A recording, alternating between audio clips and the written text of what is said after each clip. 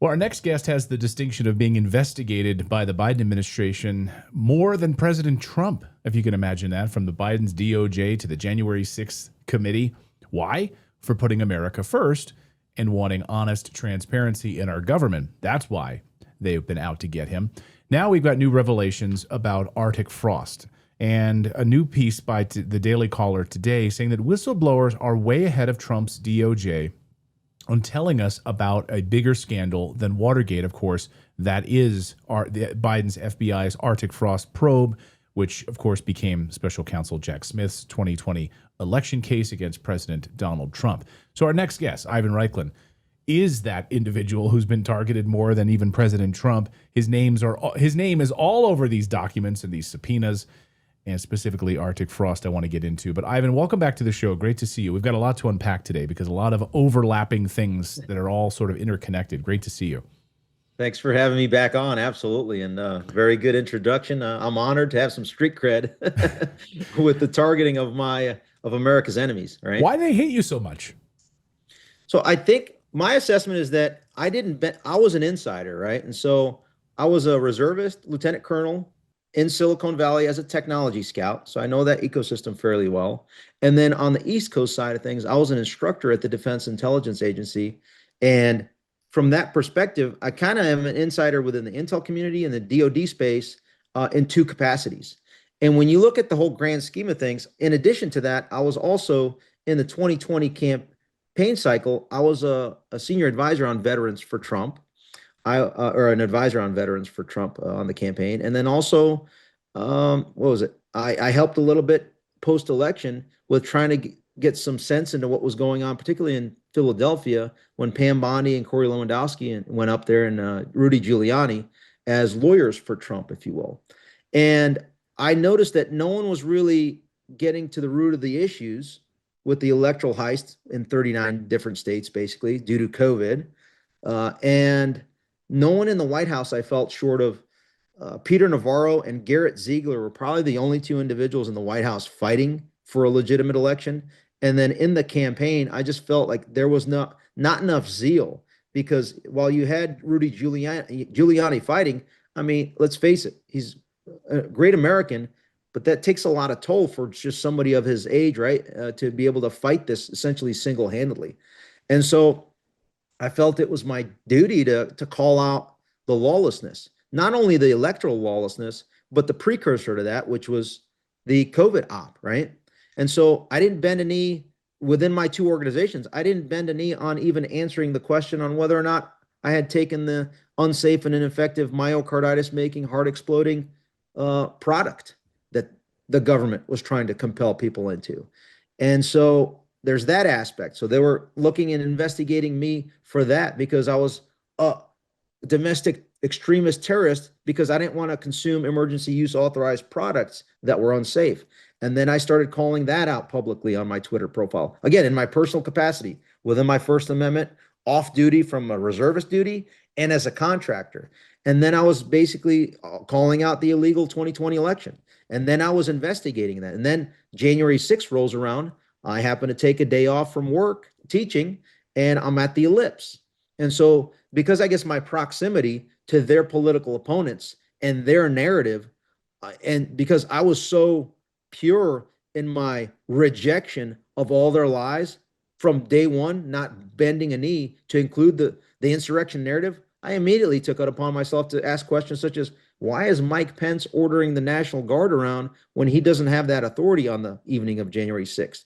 So a lot of questions took place. And since then, I've rejected the insurrection narrative. The 2020 election was the most safe and secure election. And I've rejected that the products were safe and effective. And so with that, I just kept escalating my voice. And then they started to investigate me. I have evidence that they started investigating me at the latest June of 2021 within the Department of Homeland Security. And then they placed me in August on the Quiet Skies program, which Tulsi Gabbard was on briefly. And that's where you're basically offered the Fourth Amendment gang rape program by your own government when you travel. Meanwhile, again, this was at a time when I'm a lieutenant colonel in the reserves, top secret clearance, highest level clearance, as well as a contractor. I have TSA pre-check. I have clear, meaning I'm the most safe traveler that exists in any category of Right. travel for the DHS and through our airwaves, right? But no, they had to target me because I was proving, and it was escalating, and people were seeing the evidence as I provided digitally. Once they censored me, then I started to move towards physical uh, um, engagement where I was going to different events. For example, in October, November of 2021, I was ambushed by a New Woke Slimes reporter. Some people pronounce New York Times. And he ambushed me in the parking lot, asking me my relationships to individuals that the left is targeting and my role in January 6th. My role is simple. I see that our government is corrupt. All of our institutions were captured and they failed us in the election. So I had to essentially investigate our own government. And so, with my background and expertise, being an intelligence analyst and instructor, and the tactical background of being a Green Beret commander, having that knowledge, background, insight, and network put me in a unique position to probably be at the forefront of being able to expose the entire arc of, because Clayton, I had a front row seat to the 2014 criminality of the Biden criminal syndicate when I was on the Ukraine crisis team. I know while I'm bouncing around, what I want to make a point of it is the reason why I'm being investigated the most is because I'm insider's baseball game and can name you every single individual going back to 2014 to the tune of 350 to 1,500 individuals that were involved in some way, shape, or form in what is now being shared. I mean, what was being shared by the Twitter files, what's now coming out from oversight, judiciary, all these different committees. So I'm obligated to help get the truth out so that America decides how to punish these people. Okay. And the reason why they investigated me to get me off of the chessboard, right? So that I wouldn't be able to expedite their demise. And one of the things that you've been a big focus on, of course, is obviously the Biden crime syndicate, but there's still so many swamp monsters that are surrounding President Trump. And this is why I was really interested to talk to you again, because there's a lot of us that believe that there are individuals who are in many ways controlling Trump or trying to scuttle his presidency or for their own nefarious purposes, specifically Susie Wiles, and really driving a wedge between what he ran on and what we hope he will accomplish. For whatever reason, this is why you're seeing this like sort of destruction right now in MAGA. So I think you're stirring up a lot of hornets still inside the beltway, inside the swamp, are you not? Both political parties. Yeah. Great way to frame it. If I can, if you allow me to share my screen. Sure. All right. So I'm going to out detail 4 of the 197 subpoenas. I argue that these are probably the most important subpoenas to be able to prove that Jack Smith's special counsel team was created specifically and deliberately to carry water from the January 6th Pelosi Fedsurrection Cover-Up Committee. Remember, they called it the J6 Select Committee. Take that and the weaponization behind that and send it off to the DOJ, because remember, in November of 2022 is when the Democrats lost the House, and so they wouldn't be able to continue the weaponization streak from Congress, and they had to send it over to the Biden criminal syndicate's illegitimate and belligerent Department of Justice in the name of the illegitimate special counsel Jack Smith. Okay. And I think his middle initial is AS, or his middle name is ASS. Okay. So with that, when we look at this up top here, Save America Joint Fundraising Committee, and in the subpoena, just like, do you recall that, what's his name? Mike Lindell. Remember, he was subpoenaed and then immediately went on Lindell TV and shared that subpoena with the public? Right. Well, those that run these 4 organizations, Susie Wiles and Chris LaCivita, didn't bother to share or allow this to be shared publicly. And this subpoena was issued in February of 2023. Okay. Now, who did they target? Keep in mind, Jack Smith was the authorizing quote unquote entity. Maria Vento was the assistant special counsel that signed off on it.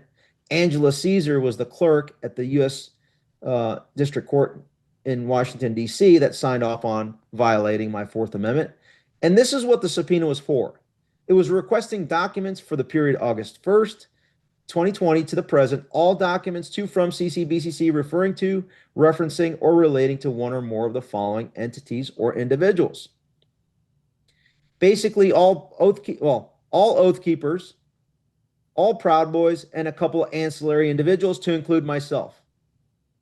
It would have been nice to know about this, because had we known about this, or me in particular, I would have not only, let's just say, scrutinized down to the molecule level and AK granularity, Mr. Smith and Miss Vento and Miss Caesar, but I would have also, it says here, please direct any questions to the following two special agents. Let's just say I would have scrutinized Jeremy Desor and Walter Giardina's life since birth until that moment in time by the millisecond, and I would have done the same thing to them as they did to me, meaning you find me the man, Jeremy, Walter, and I'll find you the crime on them, their family, their neighbors, and every single organization that they interact with. But Miss Wiles didn't afford us the opportunity because they sat on it. So just to be clear, Susie Wiles sat on this. How exactly did that happen? That's something to ask her, because she runs. Let's just make some assumptions here. I want to make sure you agree with me on the assumptions. So Save America and all these PACs, all the fundraising committees, they're run by Susie Wiles and Chris LaCivita, okay? Would you think that if those organizations got a subpoena, she would be knowledgeable of it? She would know about it as the person that runs the organization? You would think so.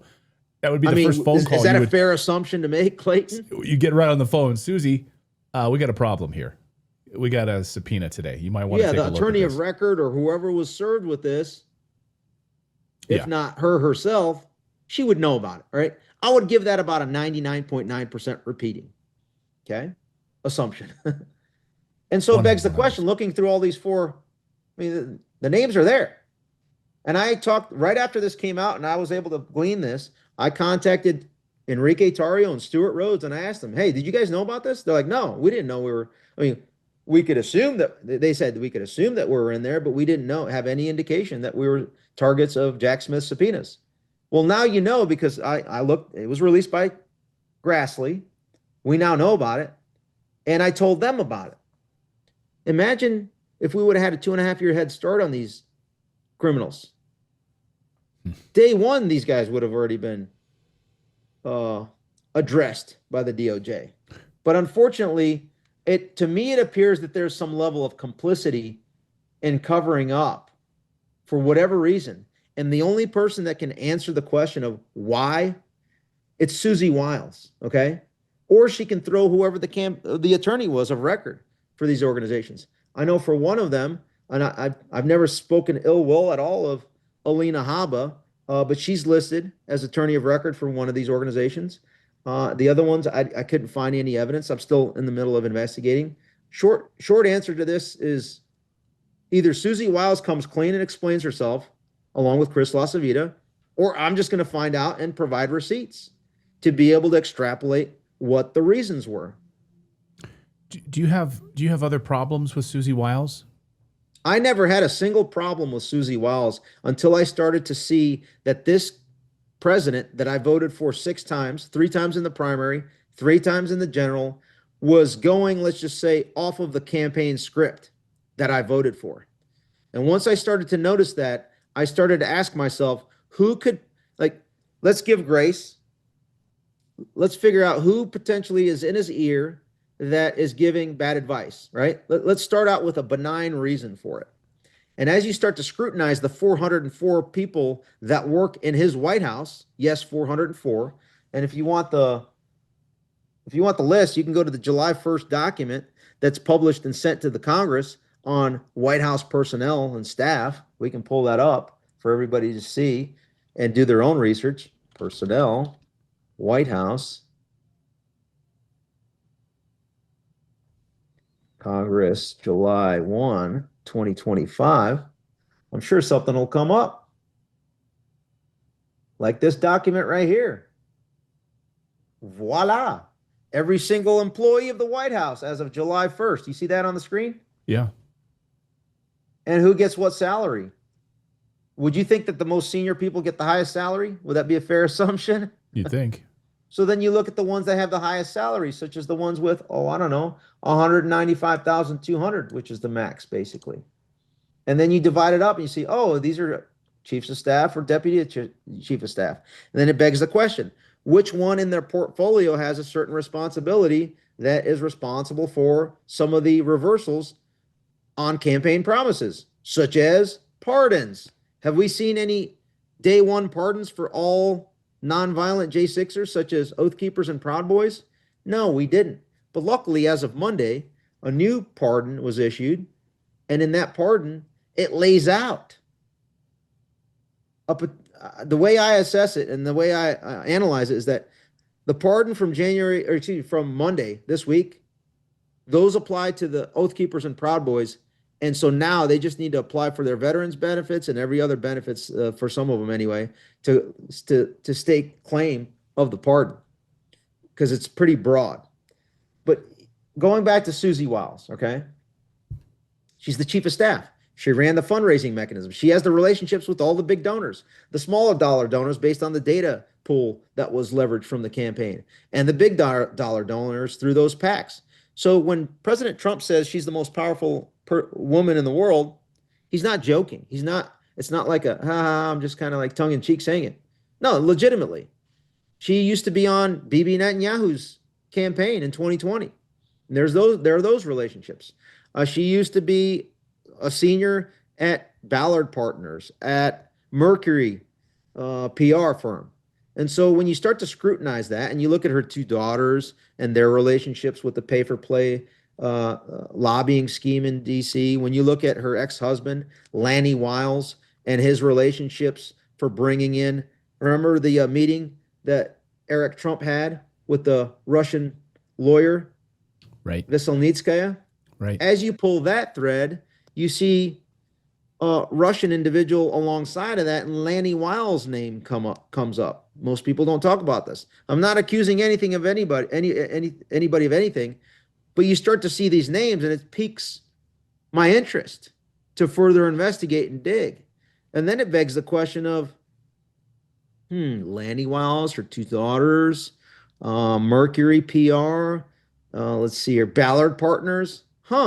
When Laura Loomer tweeted out quite some time ago now, a few months back, right, I think after Brian Ballard had a meeting in the White House. Are you familiar with Brian Ballard? Mm-hmm. You can tell our audience, though, who might So not Brian be. Ballard is a partner. I mean, he runs Ballard Partners, okay? Mm-hmm. And it's the number one most influential lobbying firm in this administration. And when you look at the people that are on the list of employees, if you will, or partners at Ballard Partners, it's kind of a uniparty setup, right? Left and right. And so at the time when Qatar essentially effectively bribed this administration with the 747, remember the plane? Right. When you look at all the foreign policy decisions that are being made by this administration that are clearly against what the campaign campaigned on, and then you start to quickly look at the foreign agent registration filings, and you look at the lobbying forms, and then you see that, oh, wow, this is the same country and company that's benefiting from this policy decision. It's a one-to-one correlation in many instances. So then it begs the question, did we vote for ensuring that Brian Ballard makes payroll and then his affiliates, or for Susie Wiles to make sure that the donor class gets their return on investment for getting the president in office? Those are, I think, valid questions to ask. And those are really good questions to be able to answer. And the only way we do that is to scrutinize all of the financial movements by the biggest donors into the Trump campaign. And when you start to scrutinize that, 230 million of that comes from what? You've probably seen that. The tracker. Mm-hmm. You want to say it? The APEC tracker. There you go. I'm not sure how much you can say in your program, but obviously you're a free speech guy. We say it all the time. The APEC tracker says 230 million. And remember, there was an individual, what was it, in Utah? A student asked the question of, Eric and Laura Trump. This was an amazing Remember moment. Yeah, this was an amazing moment from about I think like a week ago or so, a student at a TPUSA event asking Eric Trump about Israeli influence in government. And Eric the question was never answered. He never answered the question. He just went off yelling about Iran. Had nothing to do with Israeli influence in American government at all, but just went off and started yelling about Iran. Never answered the question. And so I asked the question is, when you voted for Trump, did you see on your top 10 that you're going to bomb Iran on behalf of Bibi Netanyahu? That wasn't in my top 10, nor was it in my top 100. In fact, it wasn't in my top 1 trillion. So when you look at, well, we just did a whole deep dive segment on Susie Wiles and her involvement in trying to stop the MAGA movement, the Robert F. Kennedy Jr. Make America Healthy Again plan for this country, because of her connections to big pharmaceuticals and because of her connections to these lobbying firms. And don't forget, Pam Bondi worked with her. Okay. And Pam Bondi used to one of her clients before she became AG. Pam's client was Pfizer down in Florida. I'm not sure if you're right. Well, aware of that. Yeah. This is exactly my point. And so when I look at this, I say to myself, how are these people not vetted properly?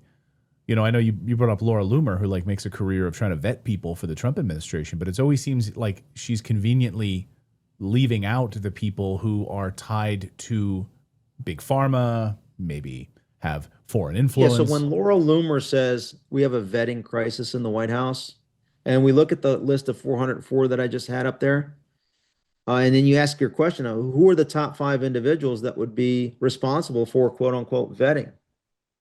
Well, obviously the president, right, has a say. Before it gets to the president's desk, it's the chief of staff. And then also you probably want to have a little legal review to make sure that there's no legal risk with the individual. So then the responsibility there rests with David Warrington and his team, which is White House counsel. And then from there, it begs the question, like, who's the head of the president's personnel office?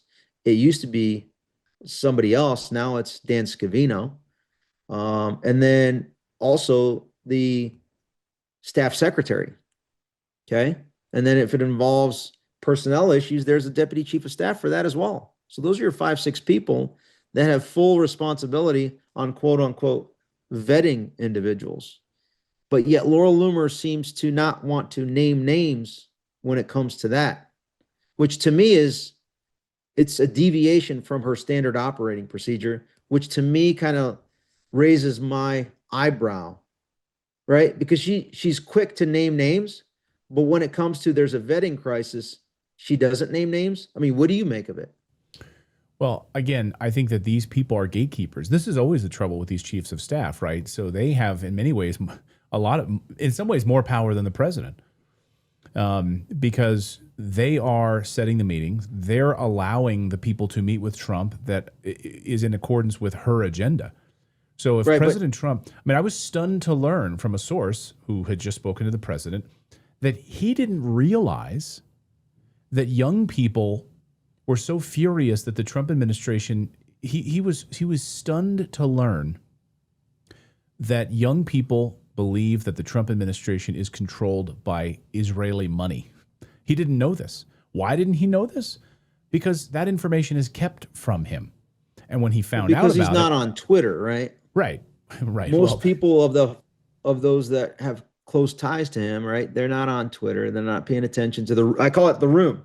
If you're not in the room, you're not going to pick up any indications of what is being said in the room, right? Right. And so one thing I do want to say, to not really push back, but just to add a little bit of flavor to it, is that at the end of the day, if you blame all responsibility on, say, Susie Wiles or some of the other folks, the staffers in the White House, that means you're making the assumption that President Trump is just as a comatose carcass as Biden was, right?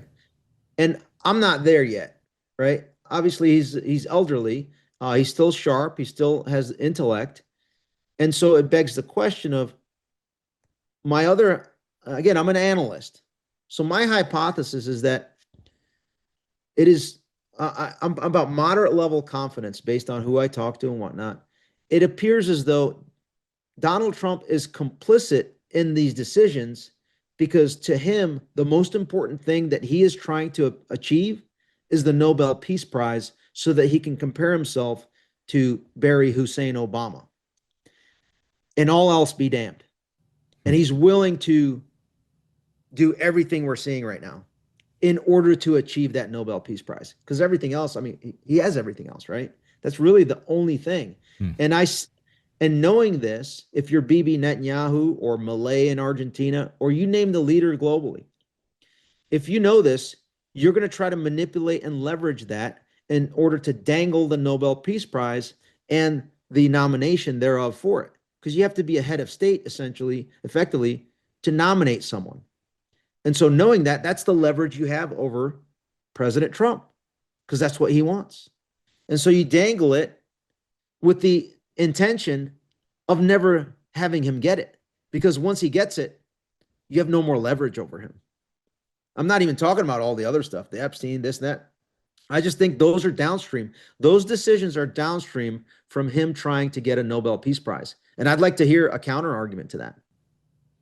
Oh, it's fascinating. It's hard, though, to win a Nobel Peace Prize when you're ordering U.S. military to attack Venezuela, or you're colluding with Benjamin Netanyahu to attack Iran and getting us. Well, not if Bibi Netanyahu is the one that nominates you, right? Well, we all laugh. has through blackmail some influence over the folks that vote for the prize itself, right? But it's a ridiculous prize, because when you just said it yourself, Barack Obama. I mean, here's a guy who increased the amount of drone strikes. He's arguably the largest killer of children and innocent people in the last 20 years, and here increases our massive drone program. I beg to differ, because guess who? I mean, who ran the COVID task force in 2020? Okay, right, from a biological weapon perspective, yes, exactly right. Now you're getting my brain thinking in that direction. But from a bombing perspective, and using our drones, and then he wins a Nobel Peace Prize. So, and speaking of which, drone bombings, guess John Brennan, as the CIA director under Barry Hussein, was the one that ordered the drone strike of an American citizen, Anwar al-Awlaki. Now, I get it. He may be a scumbag. He may have done everything that it was alleged that he had done. But there was no due process. It was just literally Barry Hussein and John Brennan said, hey, this guy's a terrorist, and because we said he's a terrorist, we're going to murder him. Well, we're doing the same thing with these fishing boats now off Venezuela. We just have to believe you. We have to believe you that these are terrorists and boats bringing drugs in the United States. The distinction there is that if it's not a U.S. citizen, they don't have U.S. constitutional due process, rights, if you will. That would be the only distinction. But Ivan, if they are, then we're in the I'm same with boat. you. I'm just so frustrated right now because, again, you come back to, we voted for the most transparent administration in history.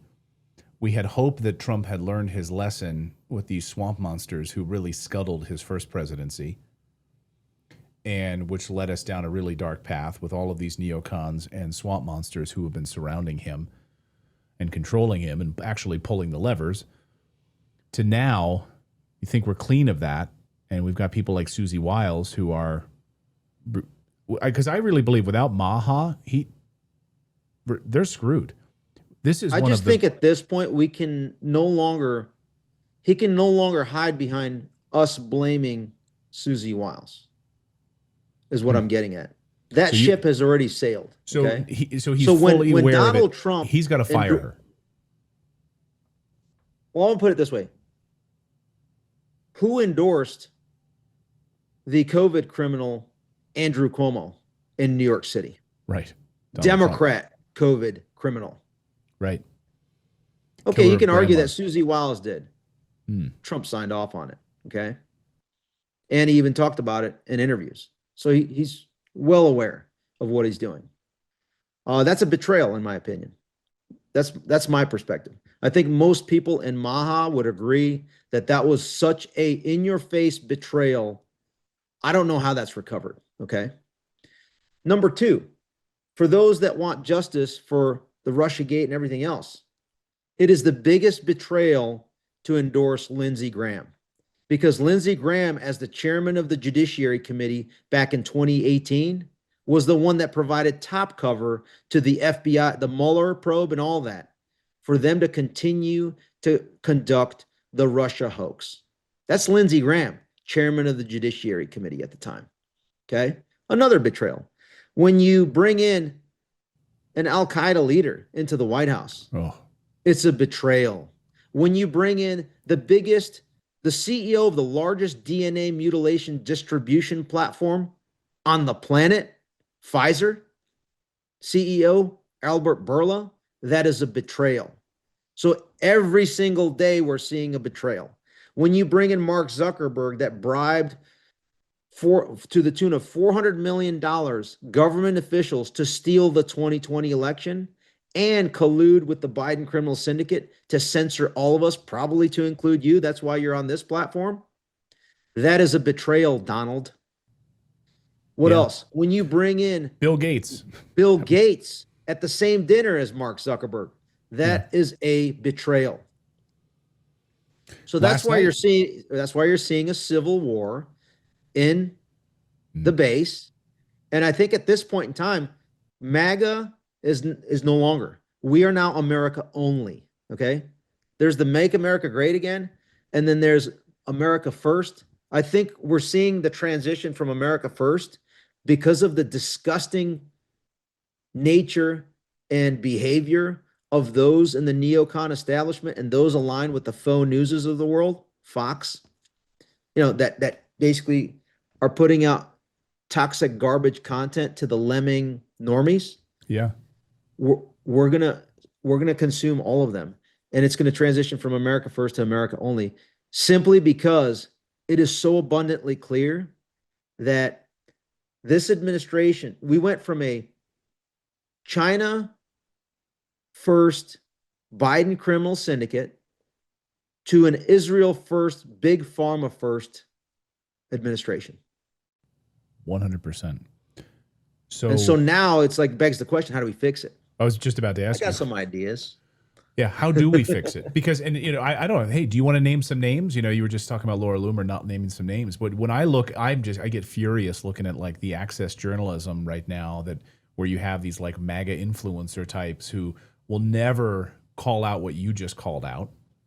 And they try to be like Fox One, they News. get caught off, and two, they'll maybe some funding goes on there. Yeah, exactly. They don't want to get cut off because they love to have members of Congress on their show. I always say the members of Congress who come on my show are brave because they don't give a shit. Congressman Massey, Rand Paul, the ones that even talk to me behind the scenes are brave. Yeah, and, but these other, you see these other like MAGA influencers, and they want to have that access. They want to be a part of that like Washington club. So they want to basically act like Fox News, but on an independent. They're like, we're independent, but you're just doing exactly what Fox News does. I find it so frustrating and kind of disgusting. And it is access journalism. At the end of the day, they can go then fly. Right. And when you look at, I want to amplify that point. As you're like, this is for the audience. When you see someone break a story, ask the question, how did they obtain it? And who would have provided that to him or her? Right. For example, when you see all this breaking stuff from the DOJ, which name comes to mind and is always on talking about it at Real America's Voice, for example? John Solomon? Yeah. Oh, yeah. John Solomon. Exactly. How does he get his information? Who provides it to him? Is that a deliberate leak? Yes, it's a deliberate leak. Same thing with NBC when you got like Ken Delanian. These guys are just. I just confronted him a couple times the last few weeks. These guys are. I can't wait to see him next week. These guys are just extensions of the intelligence community. I mean, I had a high level intelligence individual tell me that when they want to leak a story, they go to the New York Times, they go to NBC, they go to CBS, they go to the Washington Post, and they hand them the story because they want this story out there. Whether it's true or not, it doesn't matter. But they know that they are mouthpieces of the intelligence state. I have to pause. Ken Delanian. He's a new guy that I found when I was at the Bolton hearing.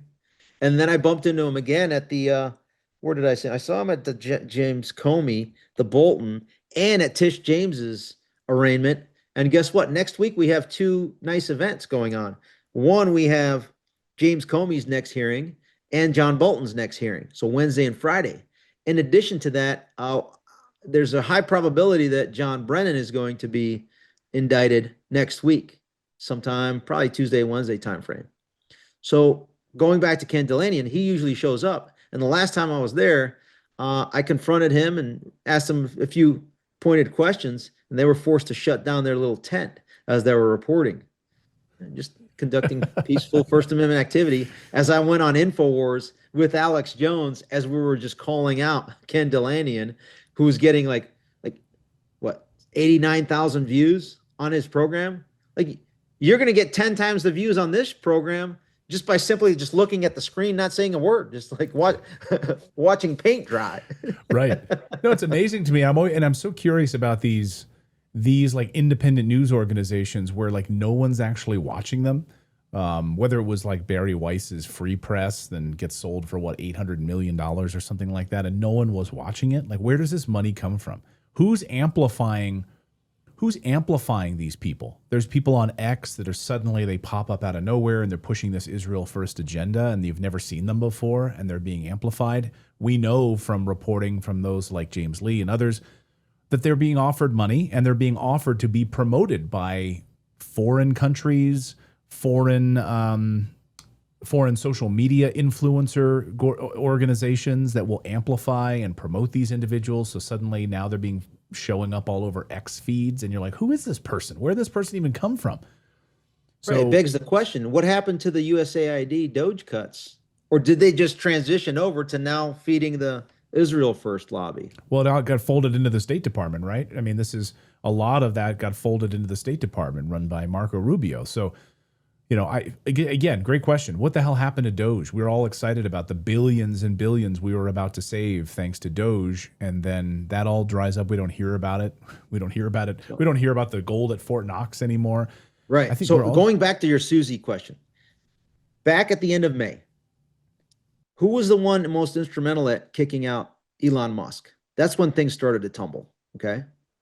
Because Elon Musk brings in the independent, a little bit of MAGA, a little bit of like just the younger crowd, right? That was an epic failure to get him kicked out. And I get it, the concerns that Steve Bannon has about Elon Musk, but on a grander scale, like there needs to be a coalition, right? In order to keep things somewhat sane. Additionally, if you look up, use your favorite AI chat tool, how many times has Bibi Netanyahu showed up to the White House and had a meeting with President Trump? And then what policies come from that? You start to see a shift. A week later, we go to bomb Iran. Yeah, so you see, I mean, we're nerds because we follow this closely. But that's essentially, as an analyst, it's pretty clear. And the confidence level is high. And we're approaching almost certainty of, like, they know that we know. But the problem is that they know that they can run roughshod over us because they just ask those that have access, hey, you got to counter these narratives.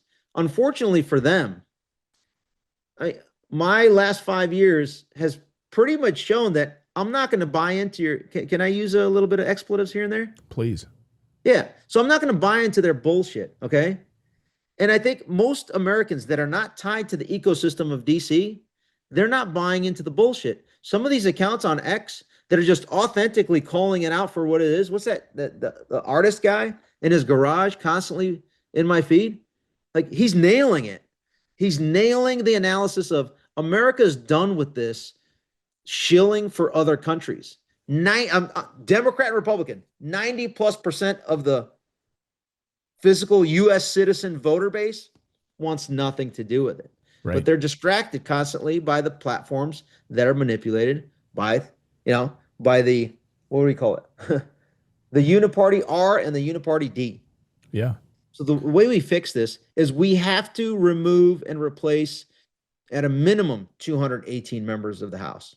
At a minimum. Okay? So that they're America only.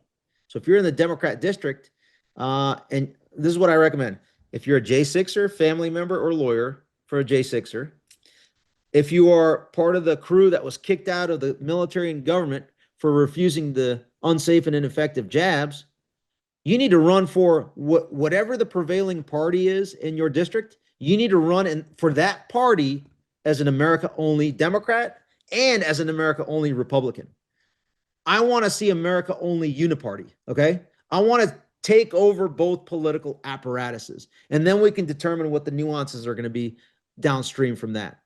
But first and foremost, corruption gone. We need fresh blood, and then we can have somebody with actually courage to then take the gavel as a Speaker of the House to be the check on the lawless, belligerent, illegitimate executive branch of yesteryear and the Israel first executive branch right now, and then go after and start impeaching judges in the judiciary, and then hold your own to account, meaning members of Congress. Eric Swalwell should have been expelled long ago. Jamie Raskin should have been expelled long ago. All the impeachment managers that participated in the biggest fraud that has been committed on the American public through the second impeachment hoax, expelled, okay? But right now we have I love it, what I like to call no balls and no Johnson, Mike Johnson, right? I mean, literally trying to get in the way of a discharge order which would allow and compel us to release the Epstein files. Going out of his way, because I've talked to Congressman Massey about this, going out of his way to scuttle their plans. And Massey said, you know. But yeah, Chris LaCivita is trying to primary Thomas Massey for doing this. Imagine. I mean, and no one's going to, we're done tolerating it. And it's amazing, even when Trump comes out and slams Thomas Massey, to read the ratio on those tweets. No one buys it. No one buys it. No one buys it. It's like, okay, whatever. Just like when he endorses Lindsey Graham. No, like, go away. Yeah. Tell Susie disgusting. We're not buying it. Tell Chris LaCivita is making money off of these endorsements, off of your name, Donald. Like, we don't buy it. Sorry. No, I love it, but I love the approach, and I love what you said, because you know everyone's like, oh, we gotta have a third party. A third party in the United States of America has never worked, ever. I mean, for crying out loud, Theodore Roosevelt tried to run as a third party, as a bull moose candidate, one of the most popular presidents in American history, and he couldn't win as a third party candidate on the bull moose ticket. So you think we're going to suddenly create a third party that's going to be viable? It's just not going to happen. Right. They go out of their way through lawfare to keep these third parties off the ballots in state after state after state. So I love the idea of infiltrating Democratic Party and the Republican Party. Can you imagine somebody like me and you, and are as fervent America only or America firsters, that go into the monthly meeting of your local county's Democrat Party and you just take the gavel? You just take control of the room and say, no, this self-mutilation, call it for what it is. I'm not having it. I'm a parent. No way. You just go in there and inject our policy ideas. And if they push back against you, you only raise your voice back. Because guess what? Most of the people that are attending these are cowards and cucks, both political parties. So when you have somebody with a pair that walks in and says, you know what? Just like when Tucker said in one of his speeches last year, Dad's home and he's pissed. And you know what? That's what we all need to do. You walk into both the Democrat and the Republican county committees and you say, Dad's home and now I'm pissed. I'm taking over this shit show. I would love it. Oh, it's inspiring. I'm excited about it. I mean, I think we've been so despondent, but I think this is the answer for Americans who feel like us. We have 100 million Americans that don't even vote because they think both parties are so corrupt. They don't even take them vote. over at the primary. And then it's like, and then we beat the machines, right? Because you got an America only Democrat and a Republican. It's like, it doesn't matter who wins. We're going to massively improve our position from there. And then we can massively improve after that. And guess what? If we can get Elon on board on this one, we can actually expedite the fixing of this shit show.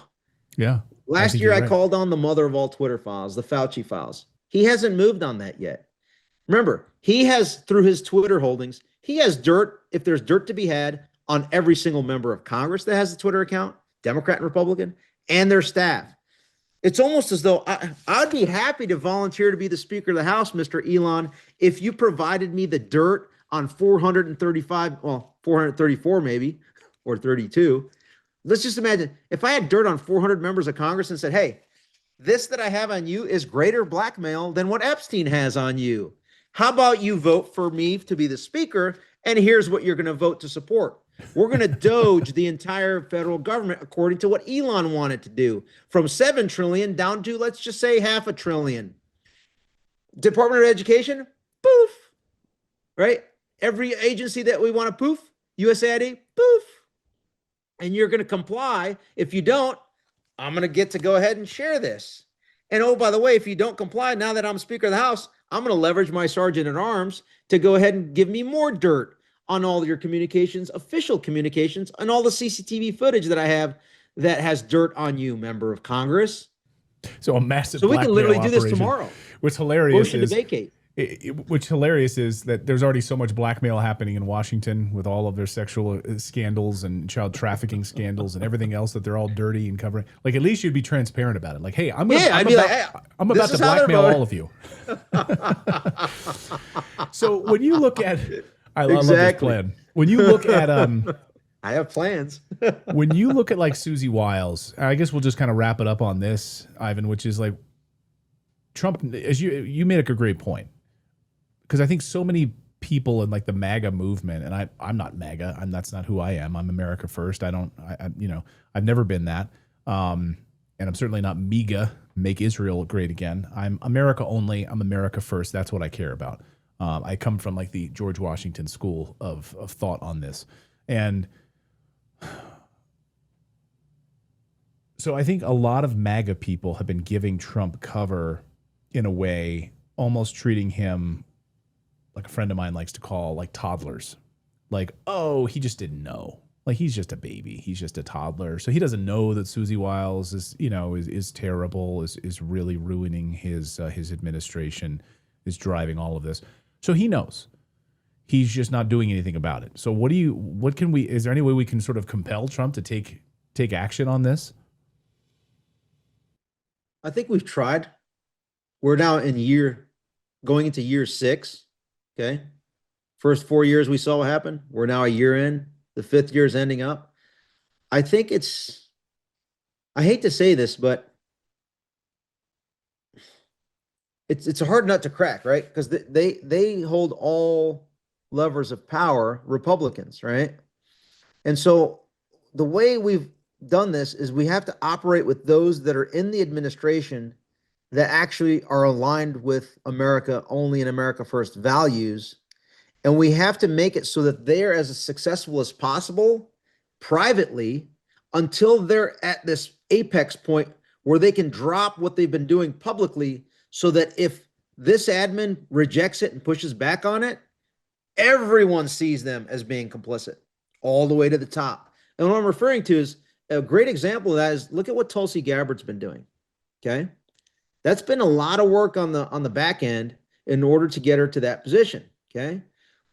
And so one big thing is, for example, the J6 investigation. Remember, it was 8 months that Mike Johnson delayed that subcommittee from being created. There was a lot of behind the scenes leverage and push to get that going. That's an easy lift. The hardest thing that we're going to, I think, get accountability on is COVID. I think the way we do that is we have to start to conduct lawsuits now that we have newer judges in some districts, right? We have the narrative is now out there. We have to, I think MAHA needs to focus, and but I recommend those in the MAHA universe needs to get behind going after the Fauci of the Department of Defense. The Assistant Secretary of Defense for Health Affairs that signed the memo that implemented that basically took the vaccine mandate and created an unlawful implementation memo from it. If we expose that and that individual, we can then work the entire cabal around that individual that created the memo and reverse engineer who was all involved in the COVID cabal. And this administration is not going to really be able to do much with it if we bring it to the courts, because the courts are going to side with us. They're going to be stuck in a kind of a rock and a hard place, because if it's a liberal court, TDS, right? Right. But then they're in this dilemma of like, oh, wow, if we can blame the COVID cabal somehow on Trump, they're going to side with COVID accountability. Because at this point, we've given enough grace to this administration, 5 years, to be able to go after the COVID criminals. But instead, what do? Defecate over us and smear it in our face by having Albert Bourla in the White House, by endorsing COVID criminal Democrat Andrew Cuomo. I mean, these are such betrayals. So now that you've betrayed me, I have to come up with solutions to go ahead and create accountability for the millions of people that were injured. right, from these products. And so right now we're at a point where we're facing an immovable object and we are the unstoppable force. I think we're going to get to a point where the COVID accountability, it's going to get ugly. It's going to get brutal. And that's why one of the components you're seeing, the self-destruction / civil war in the movement. And the truth is always going to prevail. And in a game of chicken, when I play, it's either I win or you lose. And so I'm willing to play to the max. That was a little indirect in my delivery, but I think you know where I'm going there. No, because it's, I hate when people say 5-dimensional chess or 4-dimensional chess or whatever, but I play infinite level chess. Right. You have to be strategic because these guys hold all the power. And to your point, we need to be able to have this strategic thinking right now to beat this cabal and this uniparty cabal. Here's how I played it. I made statements so bold and aggressive and assertive on the Assistant Secretary of Defense for Health Affairs that she decided that it was defamatory. Okay? So then she sued me. See how that works? Right. Because she claims that I was the one, based on my rhetoric, that was used by Laura Loomer to walk into the White House in April to tell Donald Trump to fire this person who was working at the CIA at the time, because that's where she ended up working after the election. None of that is factually true, but discovery works both ways, right? Right. So now we get to see all the people that she communicated with, this plaintiff against me, to be able to identify who was part of the whole COVID op. I often think, how dumb do you have to be to file a lawsuit? Because I think they think all these people are just going to settle. They're just going to settle. They'll sign some sort of a dismissal, some sort of an NDA upon their settlement that they can't talk about it and everything goes away. But that's not how you play. That's not how I play. That's not how a number of these people who are now being sued by the FBI director's girlfriend play. They want discovery. Yeah. It's going to go to discovery. And now we're going to get to see, were you communicating with the FBI director? Like, who are you communicating with, as your point, to the COVID op? Like, I want all my communications to be released. I want Jack Smith to release all the 4 subpoenas I just showed you. Those are only 4. I have 3 others, up to 12, that were done on me before Jack Smith was even in existence by the DOJ. So, bring it on. I love it because they've already looked into me across DOD, DOJ, DHS, Intel community, J6 committee, right? Let's do the same to them. Classified clearance as a former Green Beret, and they want to play. Smart move. I revel in this. Pick your fights, man. Oh man, have to be mentally retarded to do something like that. Ivan, great to see you. Great to catch up with you. And I love this idea of the America Only movement. I think it was a needed conversation right now, and I hope that other people who are just in denial. There's a lot of people that are right now going through the stage of denial about all of this. I think you and I have moved past the denial phase. I don't know that we were ever in it, but I think people need to snap out of this now and start to move towards an America Only movement. Otherwise, we're going to lose our country completely if we already haven't. Yeah. So, and if I may close with this, I was in the halls of Congress last week and I documented this. I'm going to start posting it out. And all I'm doing is taking a picture and a quick video of every single member of Congress's outside of the office. With all their Israeli flags? Israel flag, Ukraine flag, right? China first flag with the fist, right?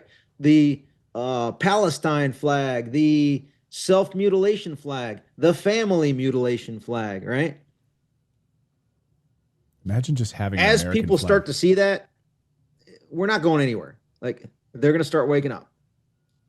No, I love that. I hope you put that out in a big way, and we will amplify it here on Redacted because I'm absolutely sick of it, disgusted by it. Ivan Raiklin, always great to see you, my friend. Let me know if there's anything we can do in this movement. And I love these high IQ interviews. It's so good. I love having these discussions. I could talk for another few hours about this. Thank you so much for this. Good luck to you, yes, sir. And keep us in the loop. Thanks, Clayton. Appreciate you. Thanks, Ivan.